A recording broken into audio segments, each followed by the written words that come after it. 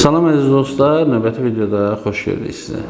Mən bugün sizə danışığımızdan, sözlərimizdən və qarşı tərəfə ötürdüyümüz mesajlardan danışacağım. Siz necə düşünürsünüz? Düşünürsünüz ki, biz qarşı tərəfə fikrimizi sözlə mi çatdırırıq? Amma halbuki elə deyil. Cəmi qarşı tərəfə ötürdüyümüz mesajın cəmi 7%-ni sözlə ötürə bilirik. 38%-ni səs tembri ilə, 55%-ni isə bədən dili və jestlərlə ötürürük.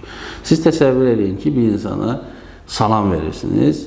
Bir var, o insanı gördüyünüzdə göz bəbəkləriniz böyür, üzünüzdə gülüş formalaşır və o insana yüksək səs tonuyla salam deyirsiniz. Bir də var ki, heç görmək istəmədiyiniz bir adam qarşınıza çıxır.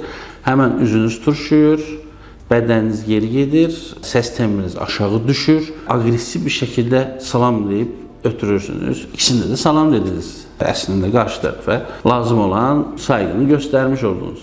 Amma qarşı tərəfdə yaradan, o hər ikisinin də yaratdığı təsir fərqlidir. Çünki qarşı tərəfdə birinci sizin jestini, bədən dilinizin, üz təbəssümünüzün, səs tembrinizin yüksəkliyi və salam sözünün uzaldılması o insanda sizin o nə qədər çox darıxdığınızı göstərir. Amma ikinci variantda isə insan sizi onu görməmək üçün o anda orada olmamanızı, seçə biləcəyinizi çox yaxşı başa düşür. Bax, ona görə də dostlar, insanlarla danışarkən qarşınızdakı insana sözlə aldatmağa çalışmayın.